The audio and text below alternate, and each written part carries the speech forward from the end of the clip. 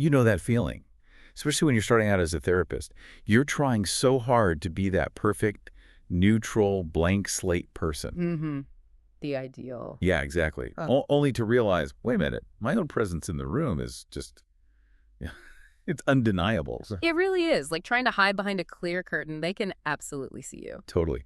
And that moment, that feeling of recognizing your own humanity right there in the therapy space, that's really what we're diving into today. Welcome to the Deep Dive, part of the Super Cool Learning Hour by Lyor. And yeah, our mission today is to grapple with a really key paper by Aron. It's called Interpretation as Expression of the Analyst's Subjectivity. Right. So we're not just talking about what interpretations are definitionally. We're looking at what they do. And maybe more provocatively, what they reveal about you, the therapist sitting in that chair. Exactly. Aron really challenges that traditional idea of strict neutrality. He invites us to see interpretation differently as, dynamic, deeply human, and, inherently subjective. So think of this as kind of a shared reading experience. We're walking through Aron's ideas together. Yeah, like we're sitting down with the paper, we'll pause, unpack things, maybe question some ideas. And try to ground these concepts in, what it actually feels like clinically. Let's dig in. Okay. So to really get what Aron was doing, we probably need to understand the tradition he was pushing against first. Good point. What did that old guard actually think interpretation was? Was it meant to be this, perfectly clean, objective thing? Pretty much, yeah. Think Freud or even later Kleinians like Echegoyen. For them, interpretations were basically explanations. They were meant to deliver objective knowledge about the patient's inner life, and it flowed from the analyst to the patient. A one-way street, basically. Absolutely. Yeah. The patient wasn't supposed to interpret, and the analyst, they definitely shouldn't be free associating or just, speaking their mind. Their job was clear and interpret. Anything else was just prep work. Wow.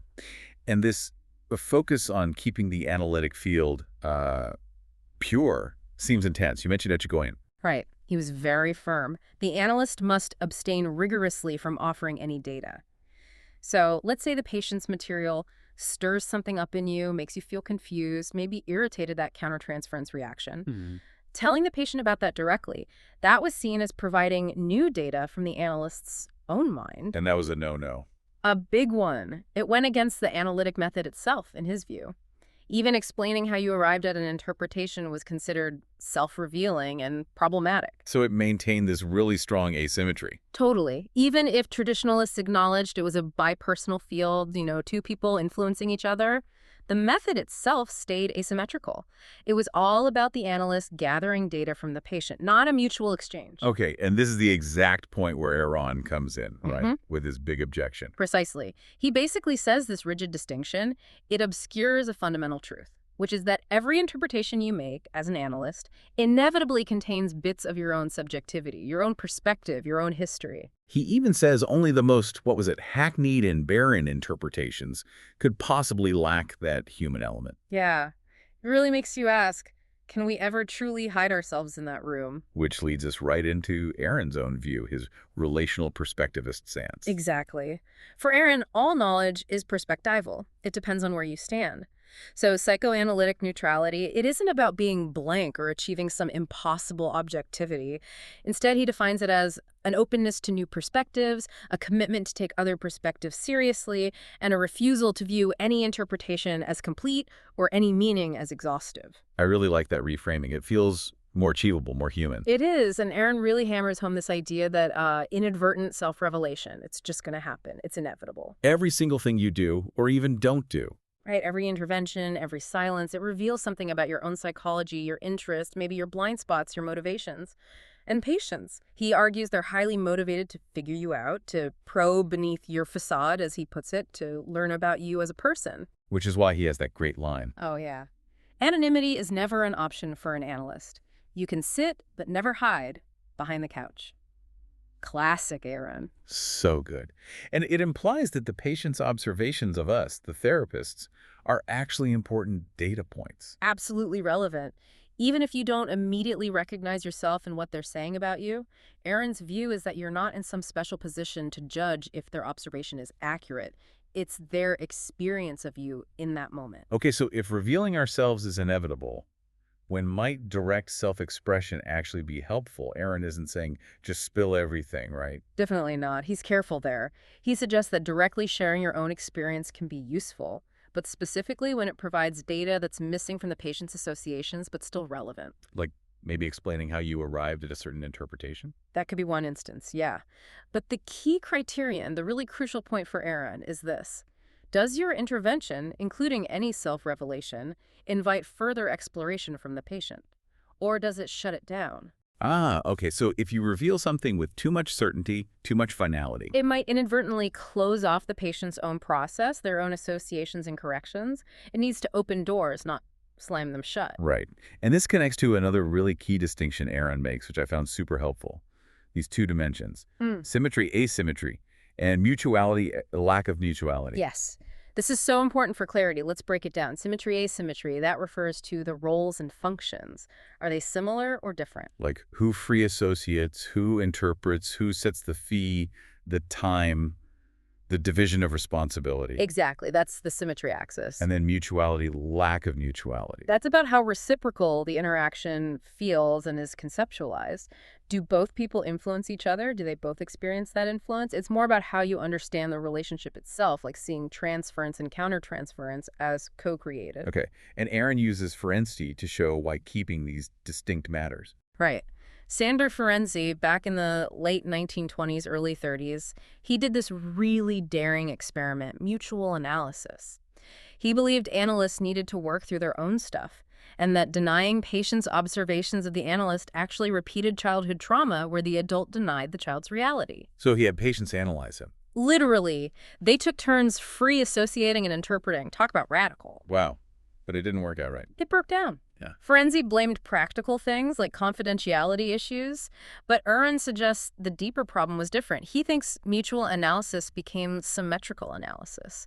They abandoned the necessary asymmetry of roles and functions throughout the boundaries. Got it. So Ferenczi confused trying to be mutual with trying to be completely symmetrical. That's Aron's take, and it leads to his own position. Yeah. He sees the analytic relationship as fully mutual, like maximum mutuality, Right. but still leaning closer to the asymmetry pole on that other dimension. So radical mutuality, but with a moderate degree of asymmetry in roles. Okay, so the goal isn't to avoid self-revelation entirely.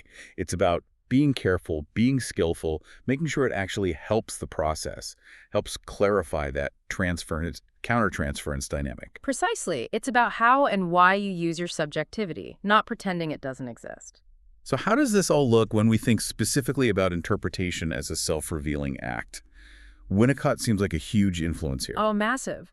Winnicott really shifted the focus, less about just imparting knowledge or insight, And more towards intersubjective recognition, spontaneity, playfulness. He felt the analyst needed to tolerate not knowing, which often comes from our own anxiety, right? And instead offers spontaneous and authentic responsiveness. Interpretations for Winnicott should show the analyst is fully alive and imperfect. He had some great metaphors for this, like the spatula. Yes. The Spatula. Interpretation isn't something the patient just passively receives. It's like this exciting tool, this spatula, that the patient actively picks up, plays with, reshapes. And resistance. It's a period of hesitation. The patient's figuring out how to use the spatula you offered. It's not defiance. Love that. And the transitional object metaphor. Similar idea. You offer interpretations, like transitional objects, but the patient chooses which ones resonate, which ones they want to cling to. The interpretation becomes a link with the analyst, something to be carried around and sucked on, Winnicott says. Modified, played with. And then the most radical one, the squiggle game. Oh, the squiggle game is brilliant. It's pure mutual play. One person draws a random line, the other completes it into something. Whose drawing is it? Exactly. It emerges from that transitional space between them. The squiggles are spontaneous, reflections of the true self. This really starts to blur the lines between interpretation and just generating data, associating. It pushes towards more symmetry in the act of creating meaning. So, following Winnicott, you get the British independent group people like Glauber, Lomas. Right. They really saw interpretation as this fundamentally relational event, driven by authenticity, spontaneity. Lomas even suggested analysts should sometimes reveal their true feelings to help patients understand their impact on others. And then Christopher Bollas takes it even further. Yeah, Bollas builds on all this with some really radical ideas. He insists the analyst needs to establish themselves as a subject in the room. He advocates for countertransference disclosure, sharing your authentic mental content, your emotional reality. Why? What's the thinking there? Bollas suggests that a lot of the crucial analytic data isn't just in the patient's words, it actually exists within the analyst. Through things like projective identification, the patient's unspoken stuff gets lodged inside the therapist. So the work has to happen inside the analyst first. In large part, yes. Processing those internal reactions, those feelings evoked in you. Which connects to his idea of the dialectics of difference. Exactly. Instead of just delivering a neat, finished interpretation, Bollas suggests describing how you got there. Share your musings, your associations. Maybe even show how you're differing with yourself, wrestling with the material. Share aspects of your own psychic conflict, attenuated, of course. That feels like a big step towards symmetry, because the analyst is contributing their own internal process as data. It definitely increases symmetry, yes. It shows the patient how the analyst's mind works with the material. Okay, let's make this concrete. The vignette about Mr. Ron. Right, the fictional therapist. So Mr. Ron's patient is talking about feeling ignored by people in their life, a familiar theme. And Ron feels that classic pull, right? Interpret the transference, the patient is feeling ignored by me, Ron, right now. Exactly. But then he pauses. He notices something else. His own detachment. His mind is drifting. He's feeling a bit ignored, or maybe ignoring himself. So instead of the standard transference interpretation about the patient, he does something different. He quietly shares his own internal experience. He says something like, I think I also drifted just now, maybe in the same place you're describing. whoa, and the patient's reaction. Startled, looks up, because something real from the therapist just entered the room. Yeah, that's not an interpretation about the patient's feeling in the abstract. It's coming from the therapist's own immediate subjective experience. Precisely. It's a perfect little example of interpretation as an expression of the therapist's subjectivity. It's not about achieving objectivity. It's about bringing something authentic from your own internal world into the space, creating an intersubjective moment that can actually shift things. That's the kind of radical shift Aaron and Bollas are pointing towards. Okay, so practically, how do we navigate this? It feels like a tightrope walk. It really can be. Think about Stephen Hoffman's suggestion to supervisees. He talks about situations where you feel pulled, like, I want to tell the patient X, but I'm afraid of Y. Okay. Hoffman suggests sometimes just telling the patient that conflict. Yeah, like, I'm pulled to take your side here, but I have to admit, I also feel some sympathy for the other person, maybe because similar things have happened between us, and I've felt like I was in their shoes. Wow. So you're explicitly revealing the conflict within yourself. Right, which does a couple of things. It normalizes conflict for the patient, shows that ambivalence is human, and it educates them about how you, the analyst, process emotional reality. Then there's that really powerful casement example, the patient with the psychotic transference. Yeah, after he withdrew the offer to hold her hand. A really difficult situation. And the turning point, according to Casement, wasn't some clever intellectual insight.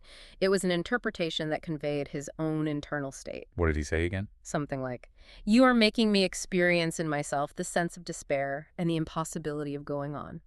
I feel as if it could be impossible to go on, and yet I feel that the only way that I can help you through this is by my being prepared to tolerate what you are making me feel and going on. That's incredibly powerful. It's not neutral at all. It's deep shared vulnerability. Exactly. Deep engagement through sharing his own psychic reality, his struggle. That was the connection. Let's contrast that with the Etchegoin example, the doormat one. Yeah. It shows the flip side, right? Trying too hard to hide subjectivity. Right. So the patient notices the doormat is moved, assumes Etchegoin moved it deliberately because maybe his wife is crazy. Etchegoin interprets the patient's fantasy about him and his wife. But, crucially, he doesn't acknowledge his own feelings about the doormat, which he admits to the reader he was conflicted about.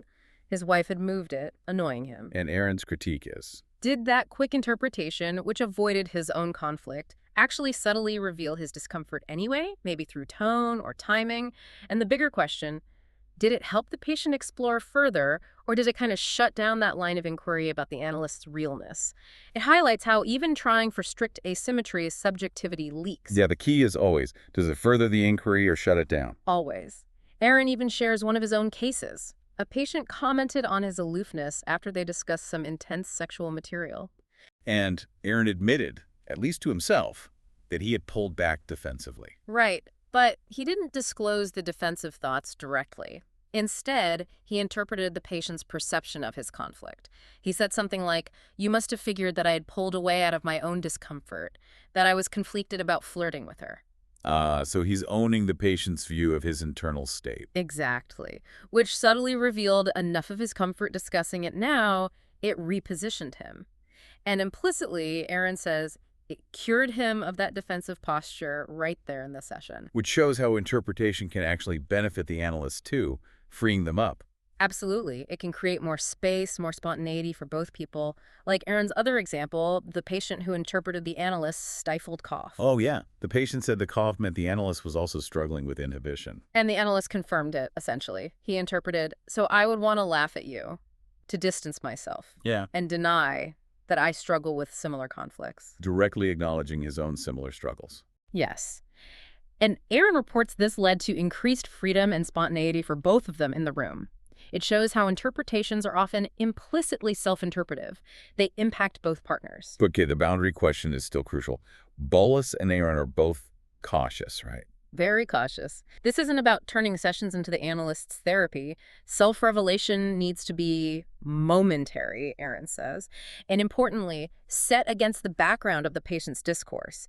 It can't be a continuous, incessant flow. You have to create a boundary around the association, as Bolus puts it, to avoid taking over the patient's psychic space. Exactly. It's a delicate balance. Yeah. And that optimal balance, or tension, as Aaron calls it, between participating and not intruding, between symmetry and asymmetry. No rule book for it. None. It must emerge from the analytic work between a particular patient and a particular analyst, and it can change moment to moment, even within one session. It's a constant, ongoing dance. So wrapping this up, what's the big takeaway? Aaron is really inviting us into a profound shift in thinking. He is. Interpretation isn't just sending objective information about the patient across the room. It's a complex intersubjective act, a complex relational event, as he puts it. It's an observation made from within the interaction itself. And it says something vital about where you, the analyst, are standing in that moment. What kind of relationship is possible right then? Yes. Interpretations, seen this way, inherently contain and convey aspects of your subjectivity, and that subjectivity is then available for the patient to use, to react to engage with. It lets the patient, and honestly, you too, know where you stand in that relational field. So it moves beyond just knowing stuff intellectually. It's about genuine participation, spontaneity. Conveying respect for the patient's unique way of being. Interpretation becomes both a marker of change and a facilitator of change within the relationship itself. Healing both the patient and, in a way, the analyst, and that space between them. Beautifully put. So the final thought, maybe, for you listening. If every interpretation, every intervention, even every silence you offer, inevitably reveals something of your own subjectivity. How does that really redefine your task moment by moment in the room? Yeah, how does knowing that you, the therapist, are always part of the data, how does that change your sense of responsibility, of honesty, of what healing even means? What will you do with your inevitable presence?